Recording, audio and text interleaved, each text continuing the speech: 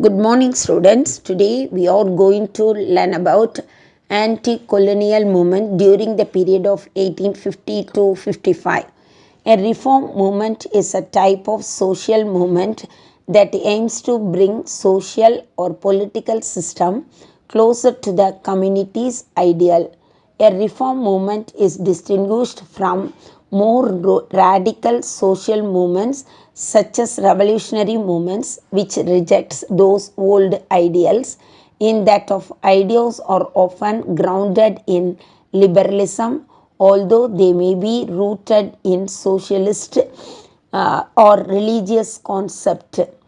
The so they can arise against any of this attempt to put things back with the for any successions of new movement enjoyed the prevent of any successes.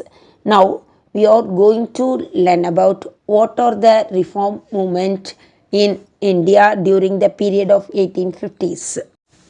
Anti-colonial movement.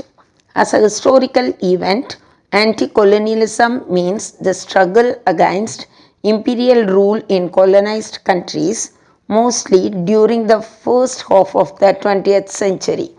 As a philosophical movement and critical analytic, anti-colonialism is the under-acknowledged predecessors to post-colonial theory. Anti-colonial nationalism refers to the first time that a group of people who had previously been treated as not part of a nation began to see themselves as equal member of a community. Secessionist movement had already seen themselves as equal member of a nation. They had been part of an independent national state. First, we have to learn about Coal Revolt. Coal Rebellion is also known in the British Indian records as the Coal Mutiny, was a revolt of the indigenous coal people of Chota Nagpur during 1829 and 39. The reaction to unfair treatment brought on by the system of the land tenure and administration that had been introduced by the British power in the area. One major tribal revolt, the Coal Uprising 1831 to 32, took place in Chota Nagpur and Singhbhum region of present day of Jharkhand and Odisha under the leadership of Bindari and Singhari. The Raja of Chota Nagpur had leased out the moneylenders the job of revenue collection. The usury and forcibly in evictions of tribals from their land led to the resentment of Coals. The initial protest of resistance of Coals was in the form of plunder, arson and attacks of the properties of the outsider. This was followed by the killing of moneylenders and merchants. The tribal leaders adopted various measures to spread their message, such as the beating of drums, accompanied by warning to all outside to leave. The British suppressed the rebellion with great violence. Sandal insurrection.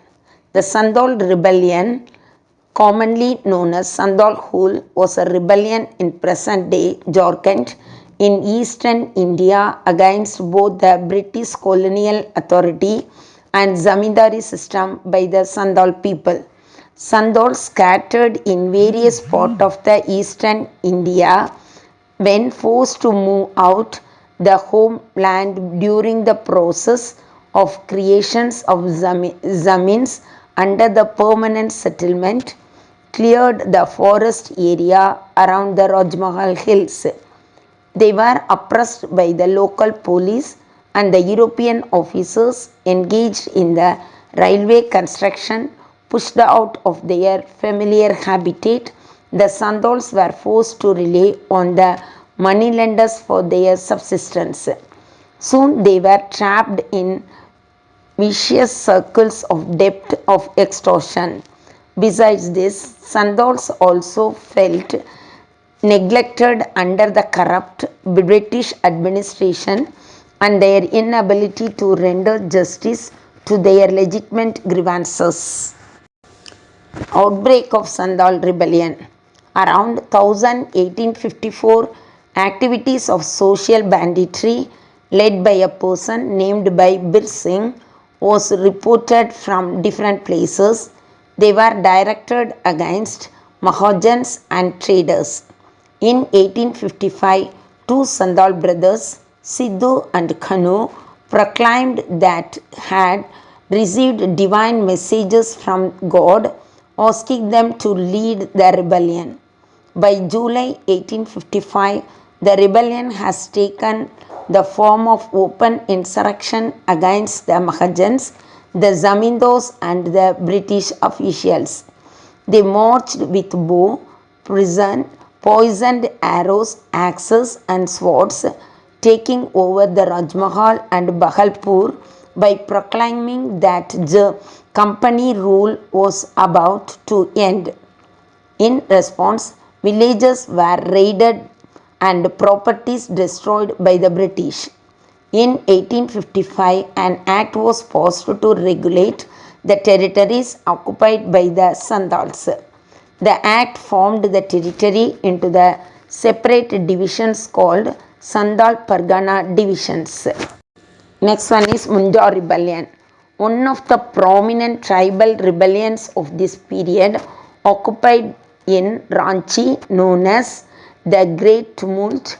The Mundo peoples were familiar with the cooperative and collective farming known as joint holding land system.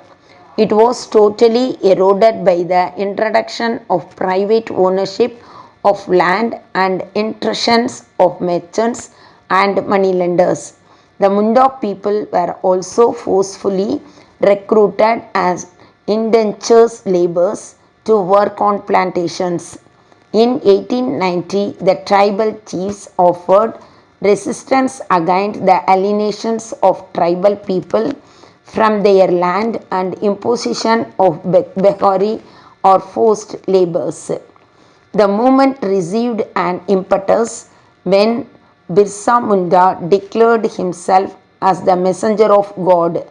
Birsa claimed that he had the prophecy and promised supernatural solutions to problem of Munda people and establishment of Birsalit Raj. Outbreak of Mundo Rebellion.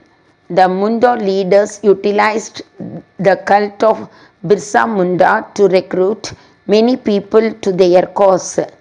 A series of night meetings were held and revolt was planned. On the Christmas Day in 1889, they resorted to violence. Buildings were burned down and arrows were shot at Christmas missionaries and Mundo Christians converts. Soon, police station and government officials were attacked. Similar attacks were carried out over the next few months. Finally, resistance was crushed and Birsa Munda was arrested in February 1900, who later died in jail. Birsa Munda became a folk hero who is that day celebrated in many folk songs. The Mundo Rebellion prompted the British to formulate policies of tribal land. The Chota Nagpur Tenancy Act restricted the entry of non-tribal people into the tribal land. Thank you, students.